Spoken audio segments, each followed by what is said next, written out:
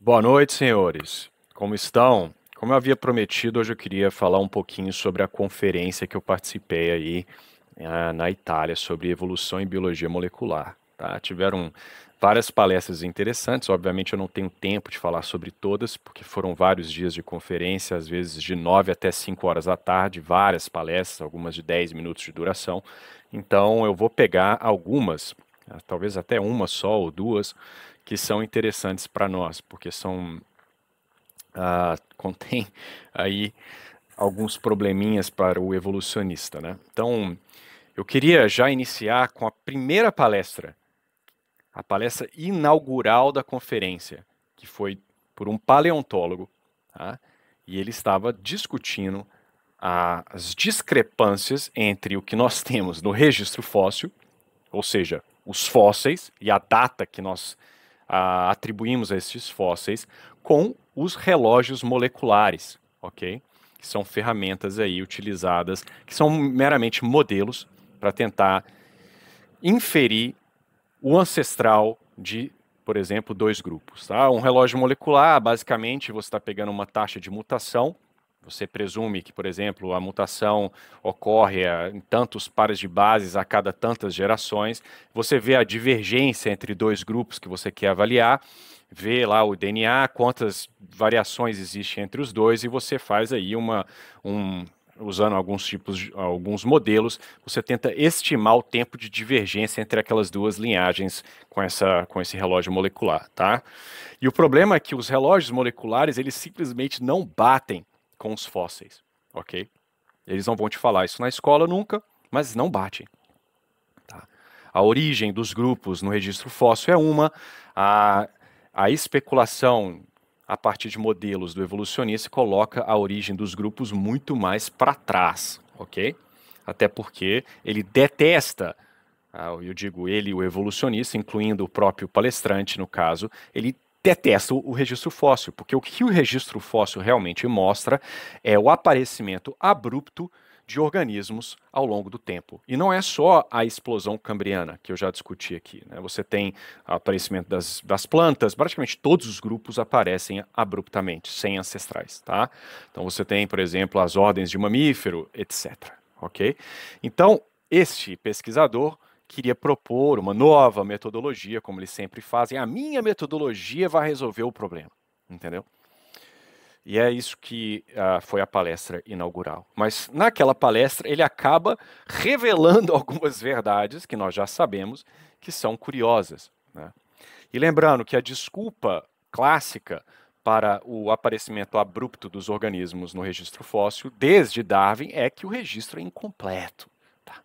É difícil fossilizar, o que é mesmo, mas é porque a gente não cavou o suficiente. O problema é que quanto mais a gente cava, mais explosões nós encontramos. Tá? E é possível saber se o registro realmente ele é muito falho ou se realmente aquilo ali que nós estamos encontrando representa a realidade. Tem uma coisa chamada, por exemplo, curva de coletor, que se você começa a cavar e achar as mesmas coisas o tempo inteiro, isso significa uma boa evidência de que você saturou aquilo que há de se encontrar. Né? Se você cava, e cada vez que você cava você encontra uma espécie diferente, significa que você está longe de alcançar aí né, a saturação da curva. Tá?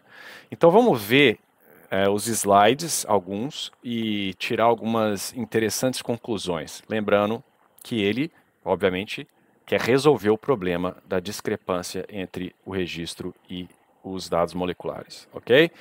Então, olha só. Opa, tá no slide errado aqui. Mas veja lá. Gaps in a rock, gaps in rock record beget gaps in fossil record.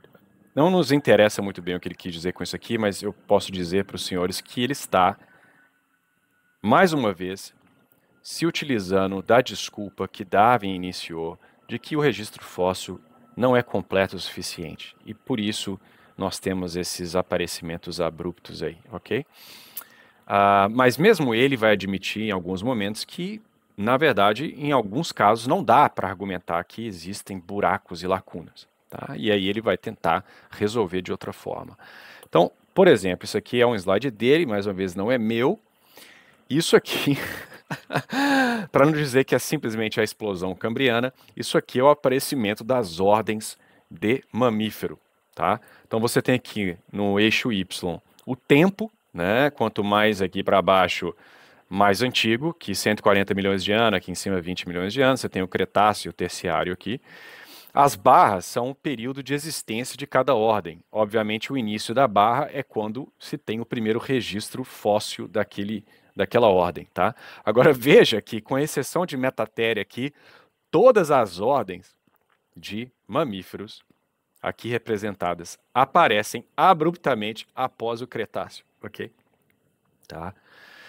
E o que são essas linhas, então? Essas linhas são exatamente as especulações evolucionistas baseadas em relógio molecular de quando teria sido a evolução dos ancestrais destes grupos, ok? Então pega aqui, por exemplo, os cetáceos e os artiodáctila. Cetácea, baleia e golfinho, artiodáctila são as vacas, porco, esses que têm casco, né, bifurcado aí, par. Tá? Então, de acordo com evolucionistas, as baleias são mais aparentadas com os cervos e afins, ok? Porém, o que você realmente tem no registro fóssil é o aparecimento dos cetáceos aqui no início do terciário e os artiodáctilas um pouco depois, ok? Isso daqui é o que o relógio molecular vai te dizer, tá? Que é um modelo de divergência, dizendo que não, o ancestral desses dois grupos, tá? O ancestral comum, ele ocorre aqui, ó, no meio do Cretáceo, tá? O que é o relógio molecular? É basicamente você pegar dois grupos que você quer comparar, né? Geralmente não vai ser dois grupos, você vai pegar uma árvore inteira, né? Você vai olhar as divergências de nucleotídeos no DNA entre aqueles dois grupos, tá? E você, baseado em uma taxa de mutação, muitas vezes, algumas vezes calculada empiricamente, mas obviamente existe né, extrapolações, que não tem como você saber se a taxa foi constante ao longo do tempo, mas você pega aí uma taxa tal e você tenta calcular o tempo que precisaria para divergir aqueles dois DNAs, né? Quão diferentes eles são, quantas mutações seriam necessárias para gerar aquela divergência, eu estou simplificando, tá? E, portanto, quanto tempo seria necessário para gerar isso daí. E aí você especula aonde está a origem do ancestral daqueles dois grupos. Então veja lá que no gráfico você tem os ancestrais ocorrendo muito anterior ao registro fóssil. Mas isso é pura especulação, ok? Então, isso é interessante, né? Por que isso é interessante? Porque, mais uma vez, você tem isso aqui, né? Isso aqui é o dado real. Os fósseis estão lá. Isso aqui é modelo, que tem como axioma a ancestralidade comum universal, ok? Então, se você tentar fazer uma árvore, o algoritmo vai fazer a árvore porque está na premissa do modelo, ok? Mas está aí, aparecimento de basicamente todas as ordens de mamíferos abruptamente após o Cretáceo, ok? Mas não é só, obviamente, os mamíferos, né? Então aqui outro slide, o mesmo problema com grupos ainda mais gerais de organismos, né? Muitas vezes até filos inteiros, né? Você tem aqui os gastrópodas, né? As anêmonas, sei lá, lesma, escorpiões, aracnídeo, etc. Tá? Então aqui é a famosa explosão cambriana. Mais uma vez, você tem aqui o cambriano. As barras representam, né, o tempo de existência daqueles grupos, né, até o presente, muitas vezes, e o início da barra aonde eles aparecem. Veja a linha aqui e o tanto de grupo diferente, absurdamente. Né? Você está falando de artrópodes e estrelas do mar aparecendo basicamente no mesmo período. Agora, como que todos esses grupos têm um ancestral comum? Sendo que eles aparecem abruptamente. Tá? E a fauna anterior que você tem aqui, né, no pré-cambriano é a fauna ediacara, que nada tem a ver com isso daqui.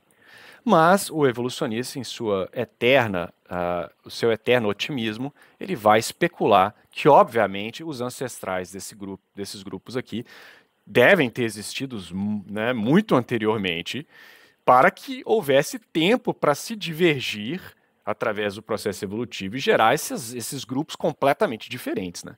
Porque se o ancestral está aqui, por exemplo, Como que, nesse pequeno intervalo de tempo de alguns milhões de anos, você teria uma divergência tão drástica ao ponto de gerar, sei lá, um caramujo, uma estrela do mar e um artrópode, né? Então eles vão projetar a origem dos ancestrais lá para trás, ok?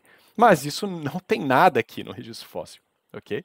Então isso aqui é otimismo, imaginação. O que nós temos é isso aqui, tá? Isso é fantástico, ok? E é isso que ele está tentando fazer, tá? E ele vai dizer lá na palestra dele que tá, então, olha, o meu modelo aqui, do meu relógio molecular, com não sei o quê, blá blá blá, coloca a origem, né, do ancestral aqui desses grupos lá atrás, ó, muito mais atrás do que o modelo anterior, tá? Beleza? Mas nós não temos evidência disso não, mas é isso aí que o modelo está falando, beleza? Ah, isso aqui não nos interessa. Aqui. Mais uma vez, ó, tempo, número de famílias de mamíferos, né? Você tem lá o número de famílias e aqui, pum! Depois o Cretáceo, pum! O número de famílias explode, tá? Como que se explica isso num cenário evolutivo, né? Então, de repente, o processo evolutivo, que estava aí lento, passa a ser explosivo e consegue criativamente gerar 30 ordens de mamíferos diferentes, umas das outras, né, num intervalo de tempo absolutamente ridículo, né? Parece estúpido para você? Bom, é isso que ele vai dizer aqui, ó, tá? Ele coloca aí para o mamífero, né, os modelos de relógio molecular e as estimativas dele lá, blá blá blá, coloca a divergência dos placentários, né, antes da explosão lá do meteoro, explosão não, né, essa QP aqui, que eu me esqueço o nome em português agora, mas que representa, né, o que eles acham ter sido o impacto do meteoro, tá? E a extinção em massa dos dinossauros, dentre outros organismos, tá?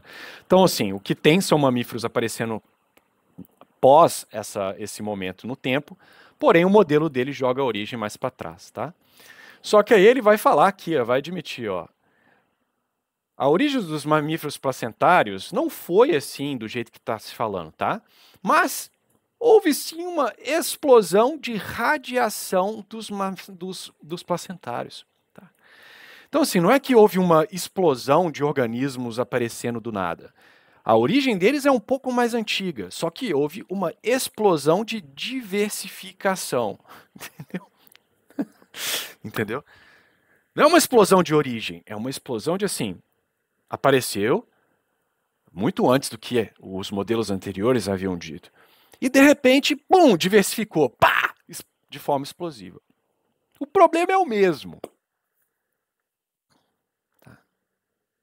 Você só jogou a origem para trás, mas admite do mesmo jeito que há uma explosão de diversificação. Qual o mecanismo para você explicar isso daí?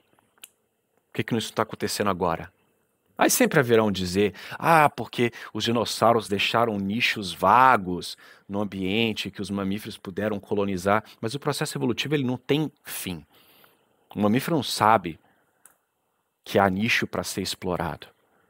A taxa de mutação não altera porque existe nicho para ser explorado. Tá? Mas enfim, isso aí fica para um outro vídeo. Né? Mas enfim, é encheção de linguiça, né? Mesma coisa aqui, ó, tá vendo? Porque isso aqui é o que se tem, mais uma vez, tá? É o aparecimento dos organismos no Cambriano, sem ancestral, totalmente diferentes, de uma vez só. Mas, dependendo do seu modelinho, você vai jogar a origem, lembrando aqui, ó, cada pontinho aqui, nodo, é o suposto, é o ancestral especulativo. Tá? Então, dependendo do seu modelinho, você vai jogar isso aí mais para trás ou mais para frente, tá? Mas isso aqui, as barrinhas, é o que realmente existe, tá? Então, olha lá, tá vendo? Quando os animais evoluíram, ao invés de quando que eles aparecem no registro fóssil, tá vendo? A sacada? Não, vamos ignorar o registro fóssil. O registro fóssil que mostra o aparecimento dos organismos, na verdade não está certo. O meu modelo está dizendo que está lá atrás, entendeu? Então eles evoluíram, foi lá atrás, cara. Esquece o registro fóssil, meu. Esquece o fato. Vamos especular. É isso, entendeu? Ignora, ignora, ignora. Ignora o fato, tá? Tá aí a mesma coisa, tá? Mas está aqui de novo, ó. Não uma origem dos animais no Cambriano, tá? Não foi lá. O meu modelo está dizendo que não foi lá, no Cambriano. Mesmo que o registro fóssil está falando que é. Ignora esse registro, cara. Mas uma explosão de diversidade no Cambriano. Então, o que ele resolveu aqui, cara? O que ele resolveu? Nada. O fóssil continua o mesmo, mostrando a explosão, que é o aparecimento de organismos completamente distintos em alguns milhares de anos.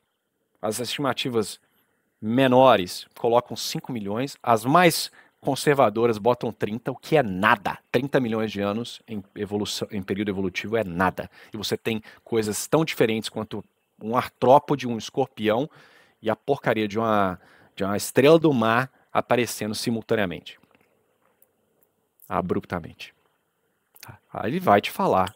Não, pera lá, ignora isso daí, cara. O modelo falou que apareceu antes. Mas você não resolve o problema, que mesmo assim, cara, você tem que explicar essa diversificação. E aí? Como fica? Aí você acredita no que você quer. Vocês aí que estão me assistindo, vocês querem acreditar no que realmente tem? Porque o fóssil está lá. Se você confia na datação, a datação é essa. Isso são evidência, o que a gente chama de hard evidence, evidência dura. O resto é modelo. Não tem. Os ancestrais não estão presentes na camada anterior. A fauna ediacara, como eu falei, não tem nada a ver com a fauna cambriana. E aí? Tá? E aí? Então, eu vou parar por aqui. Tem outras palestras que eu posso falar, mas eu vou picar, porque eu já estou aí há 17 minutos. E fica melhor dividir isso por tópicos. Então, um brinde a esse paleontólogo por ter, sem querer, confirmado aquilo que nós já sabemos, né? Que o registro fóssil não dá suporte à evolução. Não dá. A macro. Não interessa o tanto de pirueta, malabarismo intelectual que esse povo vai fazer para tentar, a gente fala explain away, né? Não, pera, não é bem assim. Não é bem assim. A natureza tá te enganando, tá? Então tá aí, cara. Não fui eu, nos slides não são meus. É de um paleontólogo evolucionista que está tentando explicar a origem dos animais. E veja lá, não tem como fugir, né? Não tem como fugir. Então é isso. Um brinde a essas pérolas aí. E até a próxima palestra que eu avaliarei. Quem sabe no próximo vídeo. Fiquem com Deus. Tenham um excelente sábado e domingo.